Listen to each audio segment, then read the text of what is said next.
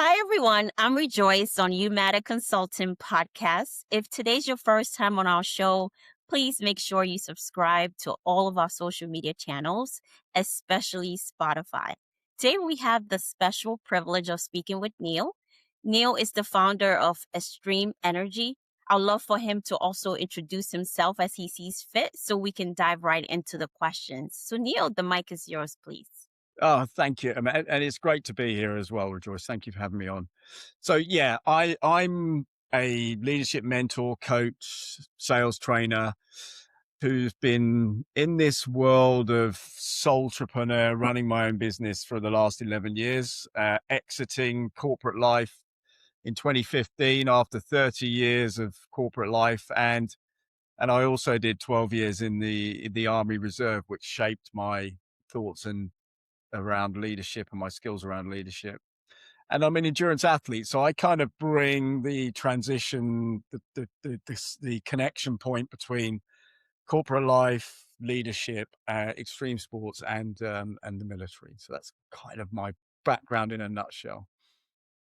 Excellent. Neil, thank you so much for giving us your portfolio career. That's the term we're coining it as. So many people have had different types of careers and have exited out of the corporate field into their own business, which entrepreneurship is extremely exciting. So we'd love to dive into your brain a little bit more in terms of your experience and your coaching career today.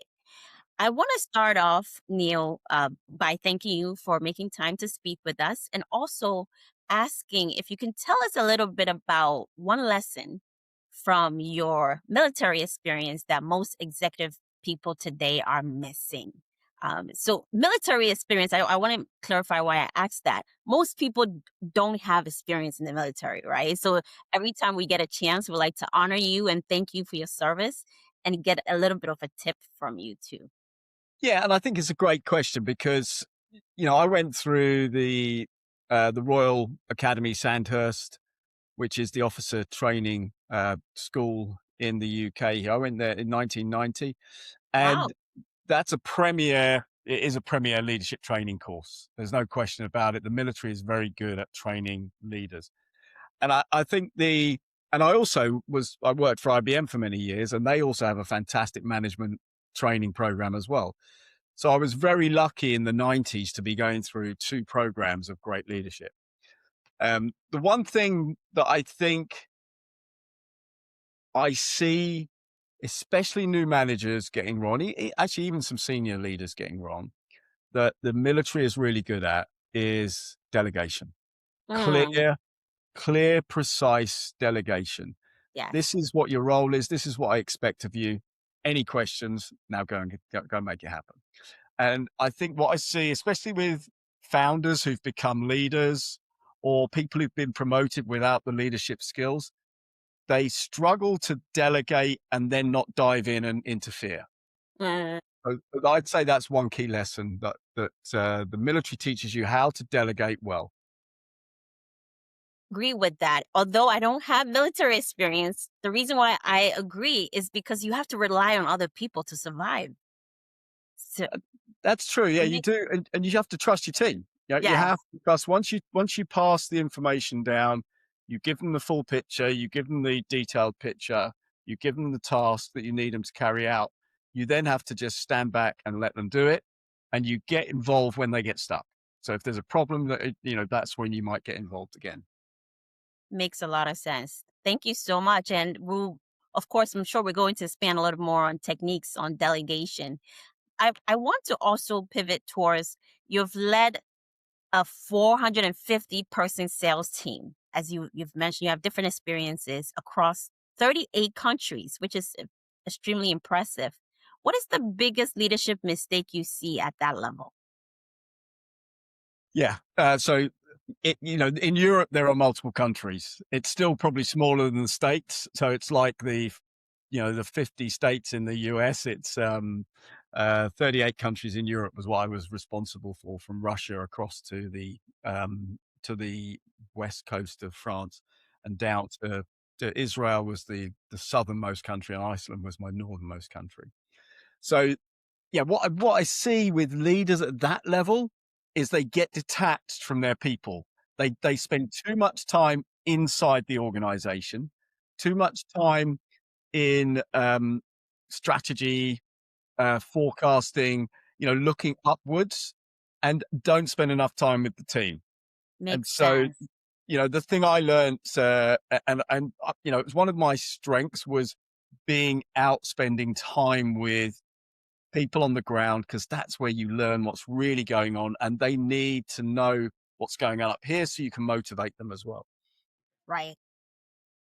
That makes a huge difference when you have so many people, getting to know them personally.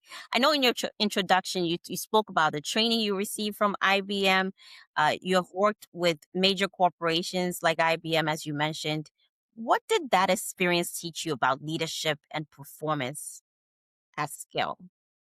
Yeah, I think that one of the things I've learned about working in large corporates and coaching senior leaders in large corporates that are running divisions or parts of big organizations is it's easy to spend your time um, focusing on the tasks you need your team to complete, completing the job you need to do. And what I've found is it's really important to lead upwards as well. Mm, Because as the leader of a big organization, it's your responsibility to represent your part of the organization, your team upwards. So that when you ask for resources or you ask for support or you want to do something with your business or your team, the leadership above you understand why you're asking. So leading upwards and helping your leader be successful, and then that leader that's a really important part of being a senior executive or leader in corporate organization. yes. And I agree with you a lot. Why do you think it's difficult though? Because I know most people manage down pretty well. Managing up tends to be where the challenge is. Is it because of personality traits? Is it because of maybe soft skills not being there? What specific can we point Yeah. to? I think so. Soft skills, definitely. So the soft skills of putting yourself in your boss's shoes and understanding what they need. So Mm, what is driving them? What do they need to be successful? What's their boss asking of them?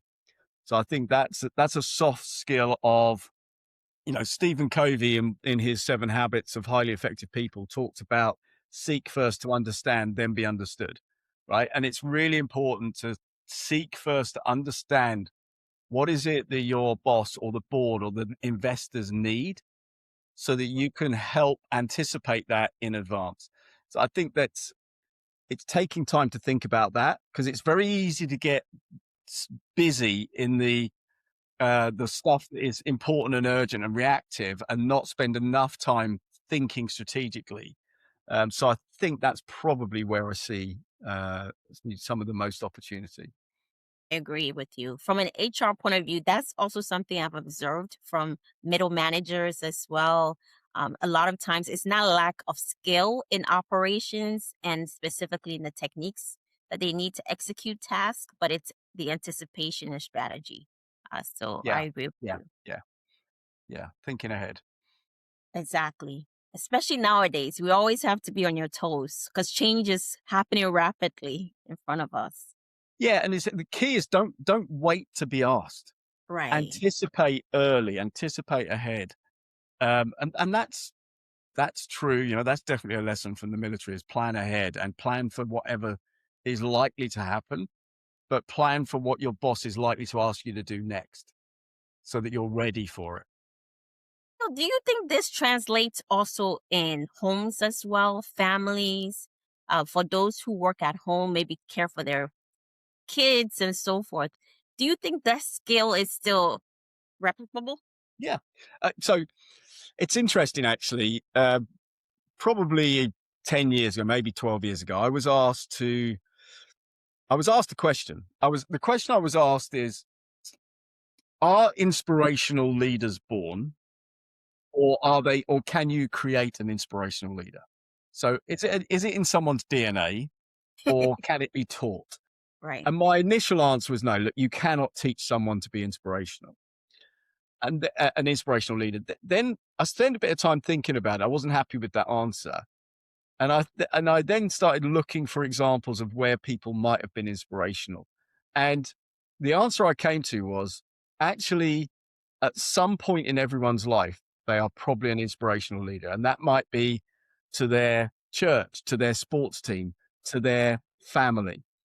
So, and in families, as parents, and I'm a grandparent now, we are leaders of a team, our family team. And so, yeah, the same skills apply, I think, and the same lessons apply in family to lead, to involve, to ask questions, to be connected and understand what each person needs. So, yeah, actually, probably does translate. Very true. Thank you so much for expanding on that and also sharing your family patriarch line with us. How did you transition from your military time structure to corporate leadership? Because those are two wide extreme fields. Yeah, and because I was in the Army Reserves, I was doing both parallel to each other. So I was away for weeks and weeks on end with the military, but then I would come back into my corporate job. So I was doing both at the same time. And one of the things I found that in transitioning from being away for several weeks with the military and coming back to the corporate world, the camaraderie and the closeness you have with people when you are going through tough times, tough experiences with your platoon troop in the military, that that bond is hard to replicate in corporate life. So I think that transition, you kind of feel, I've lost my family when you come back to you. Yeah, there is a team in corporate life, but in the evening everybody goes off home to do their own thing and they've got their own lives. So I think that's the hardest transition. Yes. Some call it the pledge of like brotherhood or sisterhood or, however terminologies that are out there. But I get what you're saying. There seems to be a stronger bond into the mission um, of what you're achieving with your team. And I want to also ask you I know now you're doing coaching, you have talked about your 7P formula for success. If you can break down for us how leaders can apply it. Maybe tell us what the four P's are and how people can apply it immediately. Okay. So the 7P formula for achieving any big goal came to me when I was doing a 300-mile foot race in the Arctic, just below the Arctic Circle in the Northwest Territories of Canada.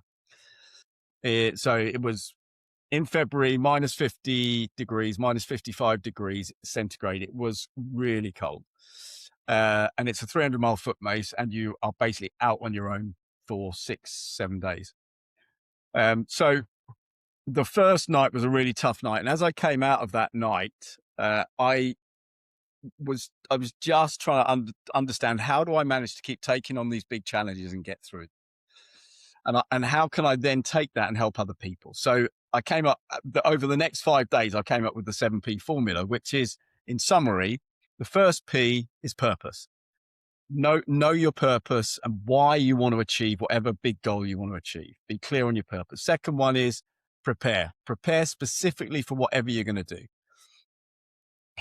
Build a plan so that you've got your milestones, you've got your steps, you know how you're going to get there, because it makes it more real when you plan it.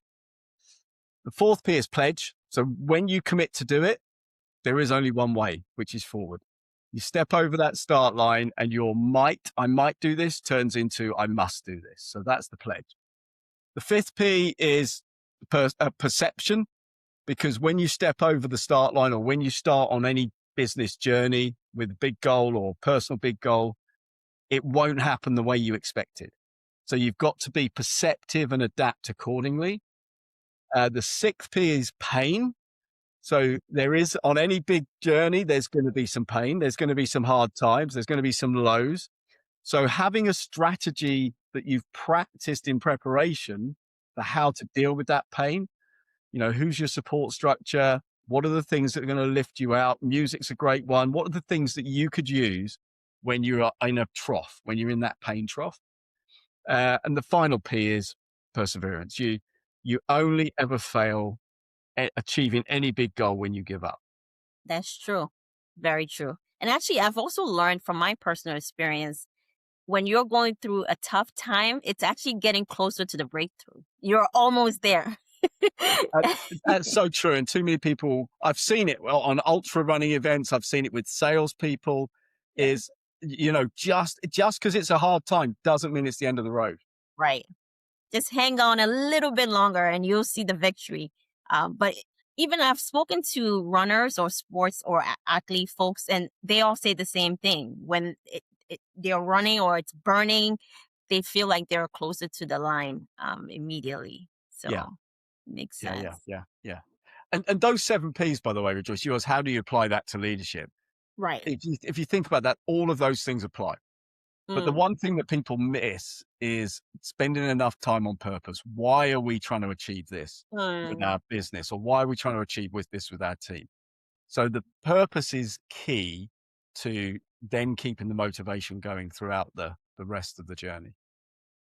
All of your descriptions for your 7 Ps, and I like how you emphasized on purpose. I want to spend a little bit time on that. Mhm. From your experience, do you think people find purpose early on in life or later on in life or in between? Or does it vary for different types of people? Okay. So the kind of purpose you're talking about there is kind of like your life purpose. Yeah. And so the purpose in the 7 Ps is more what's the reason why you want to achieve this big goal. I see. But just let me answer that question as well, because I think it's really important that because it's talked about so often. Am I following my purpose? Is Mm. this in line with my purpose for being here and being in life? And I think it's worth spending time exploring what your purpose is, what what your gifts are that you've got, because purpose is all about how do you take the gifts you've been given and then fulfill the um, fulfill the journey, or fulfill the commitment that having those gifts means you can then go and do. Not fulfilling your purpose is being given gifts and doing nothing with them. So I Yeah. think that's the key. My purpose is to inspire and enable others to achieve more in their personal and professional lives. And so everything I do focuses around how can I inspire and enable people? Because that's Makes a gift. The gift I've been given is to be able to help people do that. Thank you so much for clarifying that. And I like how you mentioned the purpose you're talking about is specifically around the purpose of why. It's the why. It answers the why for you, Yeah. Yeah. what you're doing. Okay. Can the why change over time based on Oh, oh, deliverables or yeah, 100%. Yeah, because it's a bit like, you climbing a mountain. You've got a why to get to the top of the mountain, and then you get to the top. You've then got to set the next goal and find another why. And I think there's two things I'd say about why, because what I learnt in writing the book I wrote about that Arctic event and looking at people who've achieved big goals, there are two reasons why. There's an internal reason why. So that's why we do it for us, for me. What am I going to learn out of this? What experiences am I going to have out of this? Who am I going to meet? So it's the internal reasons. The second reason, which is the most powerful, are the external reasons. Who else is going to benefit from me achieving this goal? Who will I inspire? Who will I help? Who will I enable? So, and why the way I see it is your internal reason why will get you to the start line. Your external reason why will make sure you finish. makes sense? Like that. Thank you so much, Neil. I want us to also focus now in high pressured environments, which we know a lot of executives are in constantly, whether war, business, or how you effectively make decisions or second guess yourself in any moment of time. Yeah. So, how do you make decisions in a high pressure environment? I think is kind of what you're asking. And what what I've learned, what I've seen work well, and yeah, what I would recommend with any leader, especially when I'm coaching people, is when you're in the thick of it and you are in the emails are flying around, the emotions flying around, people are shouting, people are upset, all of the emotions. You cannot make decisions in that type of environment. You've got Mm, to step back, look at what's real with this situation, not what's perceived to be real. Look at what the facts are. Look at where you want to be. Is that still the destination you want to go to? So it's being able to just take a step back and look at the whole picture and then make a calm, rational decision of what you want to do rather than being emotional. I had someone phoned me up today who was incredibly emotional about a situation because someone had done something in one of their clients and it had really upset them and it had caused issues. And to just let's just take a step back because what's happened has happened. What other people do you can't control. How you react to this and what you do next you can control. So let's just take a breath and then let's make a decision on what that's going to be. And I think that's really important for a leader to do that and be the calm voice in the room when you're making decisions in high pressure environments. absolutely, which is very important. And I like how you frame it. Emotions are part of being a human being. Like we all feel them. But just taking a step back tends to help clarify what you really want to do at the moment. So thank you for sharing that because I think oftentimes when you're feeling everything at once and you're geared up, you're not really thinking straight. Yeah, and I think there is an exception to that, and that's where it's life threatening. So where it's life threatening and someone needs to take control, Mm, then a leader, a good leader, steps forward and just says, "Right, we're going this way." It gotcha. might not be the right decision, but you've made a decision, and what you've done is get you out of the situation you're in. In in any if you're turning up to a traffic accident or something, you've got to make some decisions, and someone needs to take control. So, you go and phone for the emergency services, you stop the traffic, so you've got to make decisions and just do, even if it's wrong, just do something. So in a, Yeah. in a life, that's the only time I'd say it's different. You've just got to go with whatever feels right at the time. You're so right. Because as you're talking, you know what came to mind? Emergency evacuation protocols. Yeah. Yeah. Someone has to make that call or fire or there's those just emergencies where you have no time to be thinking about how you feel at the moment. You just Correct. have to. And leaders step forward in those situations while everybody else is stepping back to see who is going to lead. Hmm, makes sense. So in that case, does that mean that leaders can be trained to think like that and make decisions or Oh, not? that's a really good question because I think leaders can be trained in management skills and in leadership techniques, but in that type of environment, I think so. If I look back to the military, the way we were trained, it was by doing lots of repetitive situations, so that Mm, you've got muscle memory gotcha. and you've got enough knowledge. It's like an emergency services. A paramedic will turn up to a situation, and because of they've done it many times, they can make decisions in that situation. So I think you can teach leadership through those repetitive situations and repetitive training. But at some point, there is a natural inbuilt. There are those people who will step forward and run into the fire, and there's those that will run away. And I don't think that can be taught. I think that's just a That's personality thing. very true. I like that. I like where you're getting towards. What separates high performing leaders from average ones, especially in today's fast changing business world? Yeah. So I would say two things. Um, I said earlier that I was asked to try and understand how you develop inspirational leaders, and I found there were five key elements to become an inspirational leader. But the most important two things were having a vision Mm, for where you want to take your team, your department, your business, having a vision of what an inspiring vision, not just a dull vision, but an inspiring vision of where you want to take the team or the business. And then being able to communicate that vision. And there's two ways you communicate. You communicate with your mouth, and you inspire people with your words and with your physiology and with your tone. And then there's you communicate with your ears. You ask questions and you listen. And so the great leaders, the best leaders I see, they have that vision. It's inspirational. People want to follow it. And then they are great at articulating that, but they're also good at asking questions and listening to people. Very true. Very true. It sounds so easy, said and done, but I'm sure you know sometimes it's very hard for people to master these skills. And that's why I want us to go towards your coaching experience, where you have coached over 300 executives, which is extremely impressive. What is the most common blind spot that you see leaders have about themselves?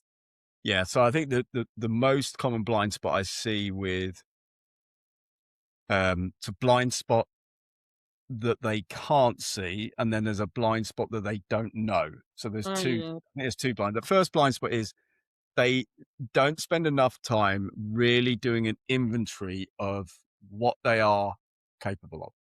Because mm, most people are looking forward to what's next. So, but they don't spend enough time looking back at what they've achieved. And so what I find with most people I coach is they don't realize how good they are, how capable they are, how much experience they've got. And the only way you get that is just by taking the time reflecting on that. And that sets you up for looking forward. So when you look forward, it can look a bit daunting. It can look a bit challenging. But if you look back and go, actually, I've come all this way so far, and now I've only got to get to there. So that's the second thing I think, which is the blind spot they can't see, is most people know what they don't want, but they don't spend enough time thinking about what they do want. What does a great life look for me in the future, in 5 years' time? And so instead of it just happening to me, it's intentional and designed. So I think those are the two things I'd say. teach them to be better in that or improve. Well, the first one's pretty straightforward. You just literally look down your timeline and you do a reflection on all the great things you've achieved in your life and literally build a timeline. The second one is spending time with people, asking them questions. This is basic coaching, is really asking them questions to help them uncover the things that are important to them in their life and how they want to be living that in the future. Mm. So it takes time. I normally run at least a half-day workshop with individuals on that when I first start coaching them, because you can't build a plan on where you're going to move to, unless you know where you're going. Very true. Yes. It gives you, as you're planning ahead, you see in between the steps that you have to take. So, Yeah, and very. you've got to know where's the intended goal, where's the intended destination. Mm. It's a bit like the story I tell is, in Alice in Wonderland, where Yes. Alice goes down the rabbit hole, she gets to the crossroads, and she's talking to the Cheshire Cat, and she said, "Which road shall I take?"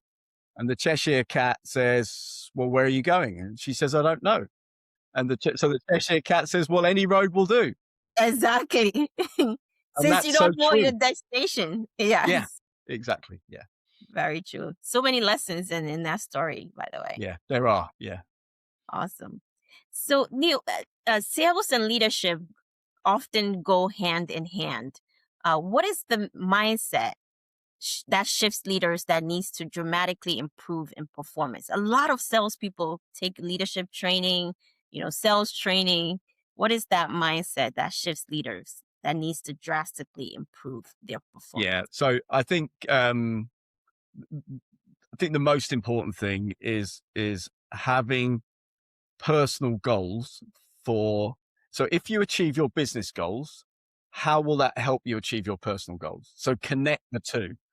So especially with sales, because you're risking salary, you're earning commission, you've got influence over how much you make. And one of the things I did with one of my teams back in the 2000s was I sat down with all my sales managers and I said, how much do you want to earn this year? And so they gave me a number. And then I said, okay, and I don't care about the number, but what are you going to do with that money when you get it?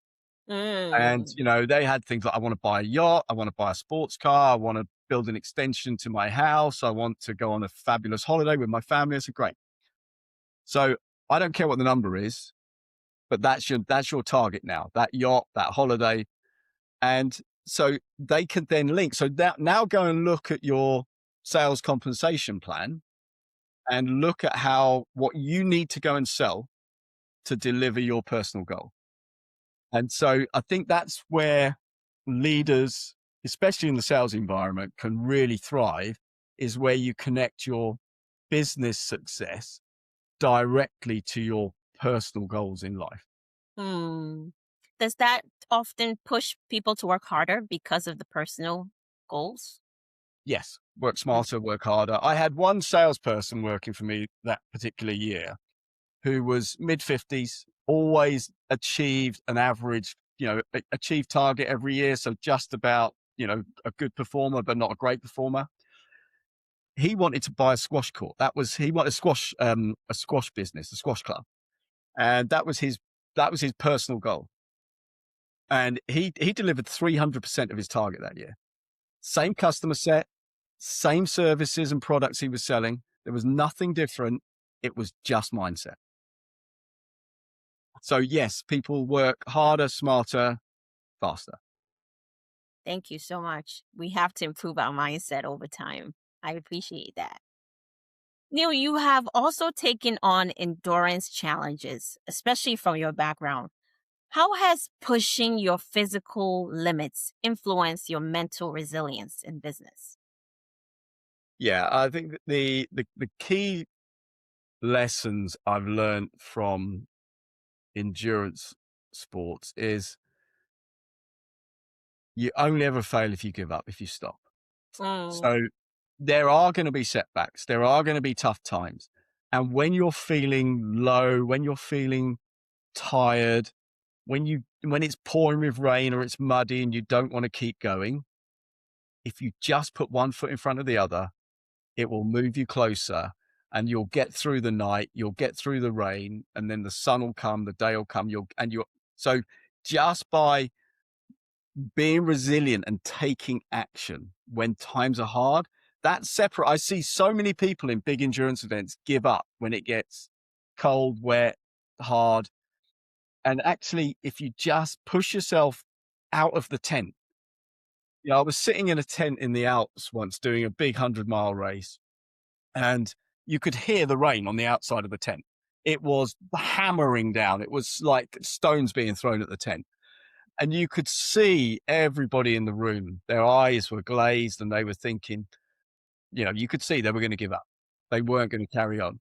And I knew if I stayed in this warm tent for too long, I was going to be one of those people. So I just forced myself to go out into the rain and I said to myself, I'm going to give it 10 minutes and then I'll turn around if I want, if I had enough. And of course, you just keep going. So that mindset of just because it's hard doesn't mean it's the end. Don't give up. very true. Don't give up at all. When you were talking, what came to mind is the sunrise from the Lion King.